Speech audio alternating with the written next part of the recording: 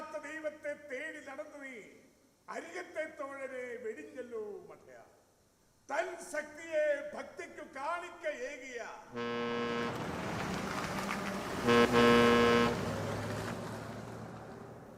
തൻ ശക്തിയെ ഭക്തിക്കു കാണിക്ക ഏകിയ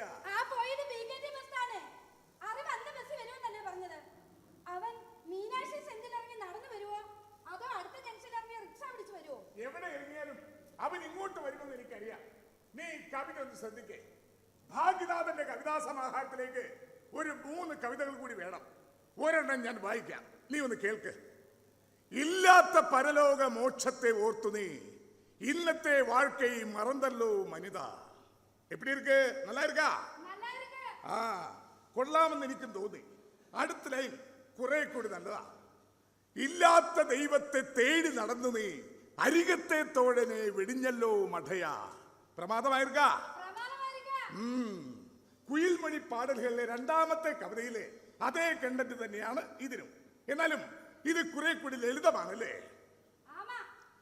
അടുത്ത ലൈൻ ഞാൻ ഫൈനലൈസ് ചെയ്തിട്ടില്ല, എന്നാലും വായിക്കാം. തൻ ശക്തിയെ ഭക്തിക്കു കാണിക്ക ഏകിയ.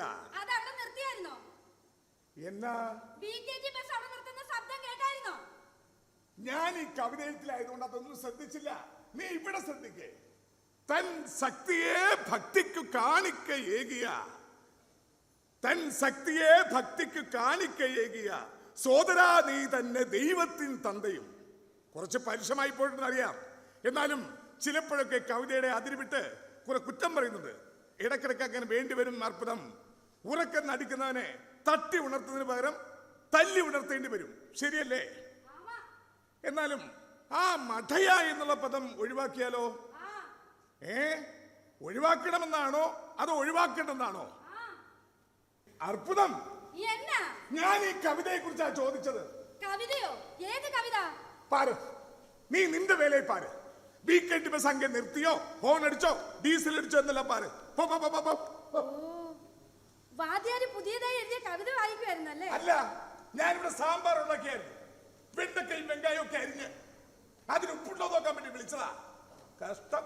മന്നിച്ചിടുങ്കോ, ഞാൻ അറിവിനെ കാണാനുള്ള ഒരു തിടുക്കത്തില്. സോറി വാദ്യാരെ, മന്നിപ്പ് കേട്ടില്ലേ? പിന്നെന്താ? അല്ലെങ്കിലും ഞാൻ പറയുന്നൊന്നും അർപ്പണത്തിന്റെ കാതിൽ കൊള്ളാറില്ല. മകൻ വളർന്നു, വലുതായി, വരുമാനമായി. ഇനി കെട്ടിയ പുരുഷൻ പറയുന്നൊന്നും കേട്ടില്ലെങ്കിലും അനുസരിച്ചില്ലെങ്കിലും കുഴപ്പമൊന്നുമില്ല എന്നൊക്കെ ആയിരിക്കും.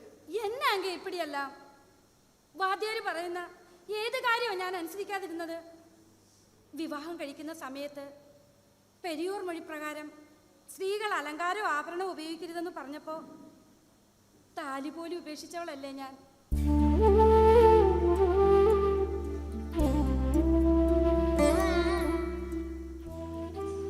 ആ എന്നോടാ മോനെ കാണാനുള്ള ഒരു തിടുക്കത്തില്.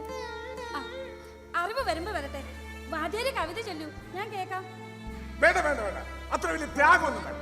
എന്നാകെ ചിന്ന കുളന്ത മാതിരി കവിത ചൊല്ലൂ, അല്ലെങ്കിൽ എനിക്ക് വിഷമമാവും. വിഷമമോ? അർപ്പുതം, നീ എതൊക്കെ കവലപ്പെടണം. എനിക്ക് വന്ന് എഴുതുന്ന കവിതയോട് പാസം, നിനക്ക് വന്ന് പെത്ത പുള്ളയോട് പ്രിയം. എനിക്ക് സന്തോഷമേ ഉള്ളൂ അർപ്പുതം. എന്നാൽ നാനും നീയും ചേർത്ത് സമച്ച കവിതയാണ് പേരറിവാളൻ.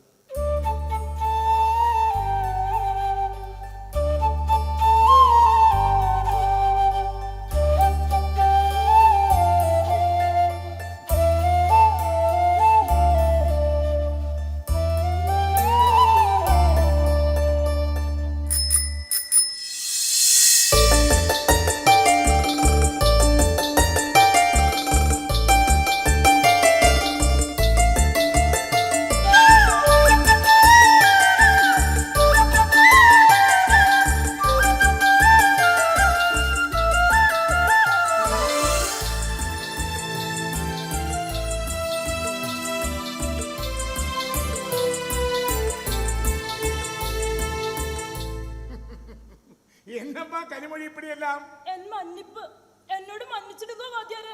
എതുക്ക് മന്നിപ്പ്? എതൊക്കെന്നെ തെരിയില്ലേ? കഴിഞ്ഞ മാസം നിങ്ങളുടെ അടുത്ത് 4 ദിവസം ട്യൂഷൻ വന്നു. 2 തവണ പരീക്ഷ എഴുതി തോറ്റപ്പോ ഇത്തവണയെങ്കിലും 12 പാസ്സാവട്ടെ എന്ന് കരുതി ഉങ്ങൾ ഇവക്ക് ദിനവും 8 മണിക്കൂർ ട്യൂഷൻ കൊടുത്തു. ഏതാവത് പരീക്ഷ പാസ്സാവട്ടെ എന്ന് കരുതി ഞാൻ ഇവക്ക് ദിനവും ദോശയും പൊങ്കലും ഉണ്ടാക്കി കൊടുത്തു. ഒടുവിൽ നാളെ ടെസ്റ്റ് പരീക്ഷ എന്ന് നിങ്ങൾ പറഞ്ഞ ദിവസം പിറ്റേ ദിവസം തൊട്ട് ഇവള് വന്നതുമില്ല, ഫീസ് തന്നതുമില്ല. എന്നിട്ട് വരുന്നത് ഇപ്പൊ മന്നിപ്പം മിന്നിപ്പം ഒന്നും വേണ്ട. ഫീസും കൊണ്ടുവന്നിട്ടുണ്ടമ്മ. 250 രൂപയുണ്ട്. പൊങ്കലുടെയും ദോശയുടെയും കാശ് ചേർത്ത് വെച്ചുക്കോ. അതിനെ ഞാൻ ഇവിടെ ടീ കടയൊന്നും നടത്തുന്നില്ല. എതുക്കടി നിന്റെ അപ്പ ചിന്നതുലയുടെ പണം ഇങ്ങനെ വേസ്റ്റ് ആക്കുന്നത്? നിന്നെ കൊണ്ട് പഠിച്ച് പാസ്സാവാനൊക്കെ ഒന്നും എനിക്ക് തോന്നുന്നില്ല. അങ്ങനെയൊന്നും പറയാതമ്മ. എങ്ങനെയെങ്കിലും ഇക്കുറി എനിക്ക് പരീക്ഷ പാസ്സാവണം. പിന്നെ പണവന്റെ അപ്പാவுக்கு ഒരു പ്രശ്നമേ ഇല്ലമ്മ. അവർ ചിന്നതുരയല്ല, ഇപ്പൊ വന്ന് പെരിയ ദുരൈ ജംഗ്ഷനില് പെരിയ വ്യാപാരത്തെ വെച്ചിരിക്കില്ലേ. ഇത് കൂടി ചേർത്ത് എന്റെ അപ്പാവുക്ക് 7 സൈക്കിൾ, അതിൽ 4 വർക്കിംഗ് കണ്ടീഷൻ ഹെർക്കുലി സൈക്കിൾ വാടകയ്ക്ക് കൊടുത്ത് ദിനം നല്ല കാശ് കിട്ടും. പിന്നെ നിറയെ ടയർ പഞ്ചർ ഒട്ടിക്കൽ, റിപ്പയറിംഗ്, നല്ല വരുമാനം ഇരിക്കും. അങ്ങനെ ഒരാൾക്ക് 250 രൂപയാ സ്വന്തം മകളുടെ പഠിപ്പാ മുഖ്യം.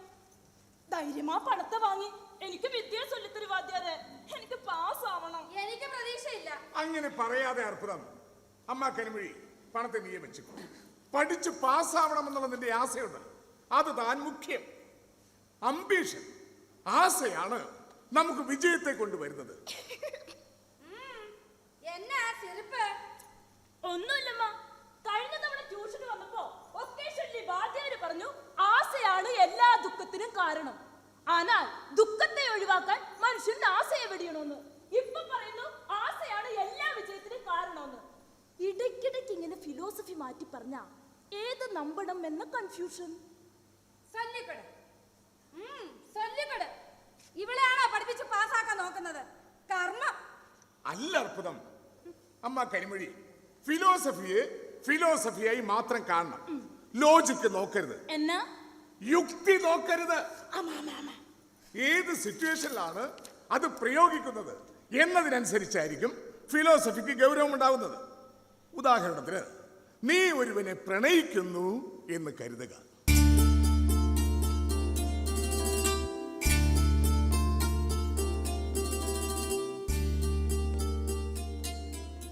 പെരിയ ലവ്, നിனைப்பிലും നടപ്പിലും അവനെക്കുറിച്ച് മാത്രമുള്ള ചിന്ത. കണ്ണടക്കുമ്പോൾ ഉള്ളിൽ തെളിയണത് അവനുടെ മുഖം, തോന്നലിൽ, ശ്വാസത്തിൽ അവരുടെ രൂപം, ഗന്ധം, സത്തം. അപ്പിടിപ്പെട്ടൊരു കാതൽ നിനക്കുണ്ടെന്ന് കരുതുക. എങ്കിൽ അങ്ങനെയൊന്നുണ്ടെങ്കിൽ അന്ത ആശൈ നീ വെടിയണം. അത് തപ്പ്. അതല്ല, പഠിക്കണം, പഠിച്ച് പാസ്സാവണം, പെരിയ വേലയിൽ കിടക്കണം എന്നുള്ള സുത്തമായ ആശയാണ് മനസ്സിലുള്ളതെങ്കിൽ, മനസ്സിലായോ? എന്നാ അന്ത ആശൈ ഗ്രേറ്റ്, നല്ലത്. അത് നമുക്ക് നല്ലത് കൊണ്ടുവരും. ഏതായാലും നീ പഠിക്കണമെന്നുള്ള മോഹമായി വന്നല്ലേ, നമുക്ക് ട്യൂഷൻ തുടങ്ങാം. ഇന്ന് ട്യൂഷൻ വേണ്ട. ഇന്ന് നമ്മ അറിവ് വരുന്ന ദിവസമല്ലേ? ആര്?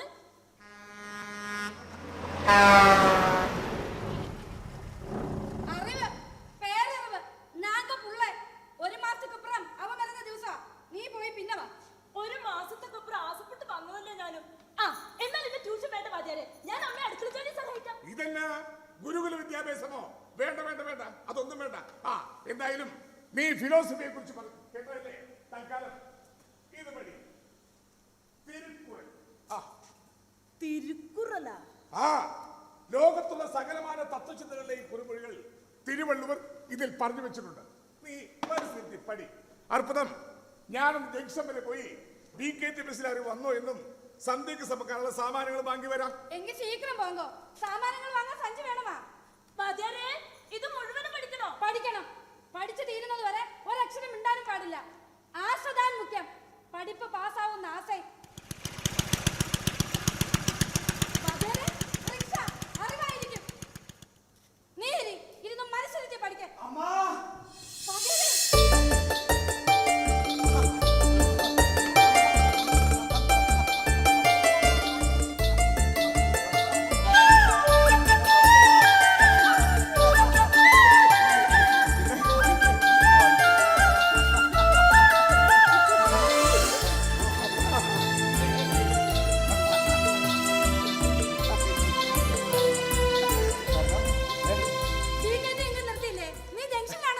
டிக்கெட் இல்ல அதுல பிறகுல ஞானவேல் பஸ்லாம் வந்தது அப்பா நல்லா இருக்கா നീ നല്ല ഇരിക്കാ ஆமாப்பா നീങ്ക നല്ല ഇരുന്നാ നാങ്ങൾ നല്ല ഇരുപ്പേൻ നല്ല അർപ്പുതം നിങ്ങൾ വൈകുന്നേരത്തേക്കുള്ള സാമാനം വാങ്ങിക്കാൻ പോകുന്നില്ലേ?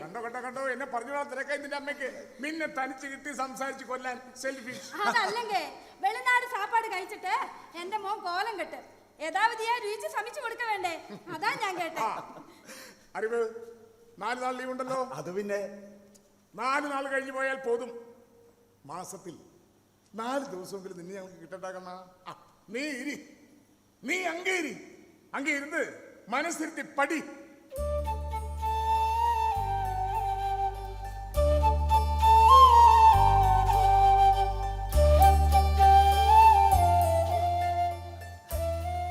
അമ്മ ഇത് നമ്മുടെ ചിന്നതരയുടെ മകൾ കനിമൊഴിയല്ലേ? ആമാ.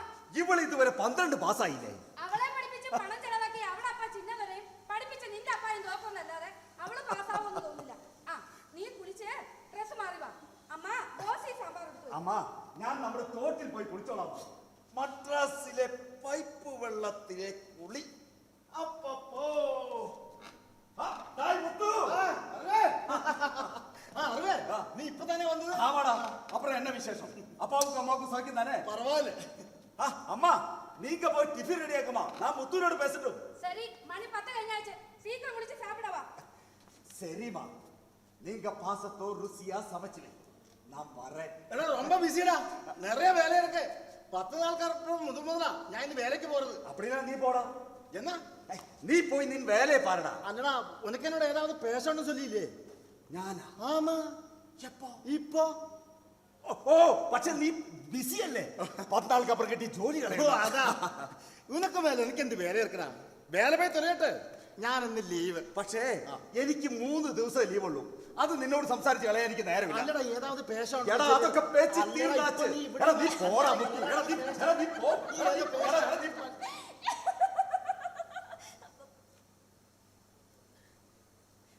രാജാവിൻ റാണിയൻ പക്കം, റാണിയൻ പക്കം, രാജാവിൻ പാർവയന്റെ റാണിയൻ പക്കം. എന്നെ സിരിപ്പ്. ഞാൻ വരുന്ന ദിവസം നോക്കി കൃത്യമായി ഇവിടെ വന്ന് ജോയിൻ ചെയ്തല്ലേ എന്നെ അപ്പാവെ കഷ്ടപ്പെടുത്താൻ. சும்மாதல்ல காசு கொண்டு வந்துட்டு ഓ നീ പെരിയ കാസുകാരിയാ. എതുക്കടി നിന്നെ അപ്പാവുടെ കാശ് ഇപ്പടി വേസ്റ്റ് പண்றது? 250 രൂപ എന്റെ അപ്പാവുക്ക് ഒരു കാസാ. ജംഗ്ഷനിലെ പെരിയ വ്യാപാരത്തെ വെച്ചിരിക്കലേ. ദാ ഇത് കൂടി ചേർത്ത് എന്റെ അപ്പാവുക്ക് 7 സൈക്കിൾ, അതിൽ 4 വർക്കിംഗ് കണ്ടീഷൻ, പിന്നെ നിറയെ ടയർ പഞ്ചർ ഒട്ടിക്കൽ, റിപ്പയറിംഗ്, അതൊക്കെയല്ലേ? പോതും ഇതൊക്കെ ഞാൻ എത്ര കേട്ട് മാറി. അത് മട്ടുമല്ല അറിവ്. ഇപ്പോ സൈക്കിളിന് കാറ്റടിക്കുന്ന പമ്പ് എക്സ്ട്രാ ഒരെണ്ണത്തെ കൂടി വാങ്ങി വെച്ചിருக்கு. ഒരു സൈക്കിളിന് കാറ്റടിച്ചാൽ 15 പൈസ തരുമാ? தெரியும் அம்மா. உன் அப்பா வந்து பெரிய பிர்லா. എന്റെ അപ്പ ഇത്രയൊക്കെ സമ്പാദിക്കുന്നത് ആർക്ക് വേണ്ടിയാ? എനക്കാഹെ, അതായത് നമുക്കാഹെ. ஓ கர்மம். நான் உன் அப்பா கிட்ட வரதட்சணை கேட்டியா? കേൾക്കാമായി ഇരിക്കുന്നത് ഉന്നോട് പെരുമേ, ஆனால் തര വേണ്ടിയത് എന്റെ അപ്പനുടെ കടമൈ. டே சும்மா இருடி. എന്നിട്ട് அந்த புத்தகத்தை பார்த்து படி. ഞാൻ പുസ്തകത്തെ പഠിച്ചറിവ്. இந்த തിരുവുള്ളവർ എവ്വളം അറിവുള്ള മനുഷ്യനാണെന്ന് തെരിയുമാ? ദാ இந்த കുറൽ പേര്. ഭൂമിയുടെ ആഴത്തിലേക്ക് ഇറങ്ങുമ്പോഴാണ് നീരുറവയുടെ വ്യാപ്തിയേറുന്നത്. പഠനമേറും തോറും ജ്ഞാനമേറുന്നു, വിരഹം വളരും തോറും പ്രണയവും വളരും.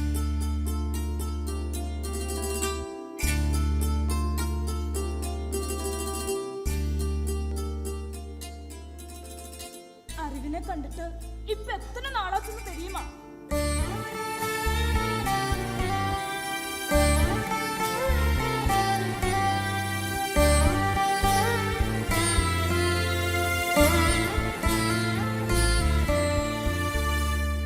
தெரியும் டி. പക്ഷേ இந்த விஷயம் ஒன்றும் அப்பாவுக்கும் அம்மாவுக்கும் தெரியாதுன்னு நீ மறக்க கூடாது. എതുക്ക് தெரியாതിരിക്കണം? ഞാൻ എപ്പോഴേ சொல்லி വെക്കലാം. നില്ല്. എല്ലാത്തിനും ഒരു സമയമുണ്ട്. ഞാൻ BE പാസ്സായി. ഞാൻ BE പാസ്സായി. അല്ലാതെ നീ 12 പാസ്സായിട്ടില്ല. അതൊരിക്കലും നടക്കില്ല. അറിവ്. ആമാടി. ഞാൻ BE പാസ്സായി സ്വന്തമായി ഒരു കമ്പനിയെല്ലാം തുടങ്ങി. അപ്പുറം ഞാൻ അപ്പാവോടും അമ്മാവോടും പറയും, அப்பா அம்மா நான் அந்த சின்னதுரையோட பொண்ணு கனிமொழியை கல்யாணம் பண்ண போறேன். அவரு சம்மதிக்கும். പിന്നെ മിഞ്ചിയും ആഭരണവും ഘോഷവും ഒന്നുമില്ലാതെ തന്തൈ പെരിയാർ പറഞ്ഞു വെച്ചതുപോലുള്ള ലളിതമായ ദ്രാവിഡ തിരുമണം.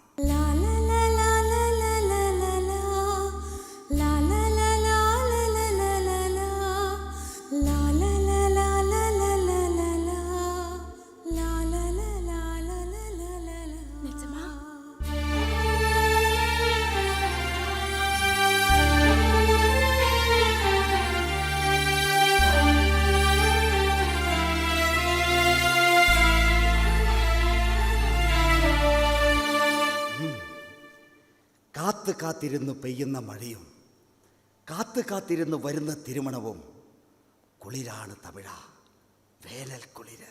തിരുക്കുറലാ? എന്നുടെ സ്വന്തം കുറൽ. ചിന്നതൊരെ, എനിക്ക് വേണ്ടി നിന്നെ പടച്ചതുപോലെ നിനക്കാകെ ഞാൻ ചമച്ച കുറുംകുഴൽ. എന്നുടെ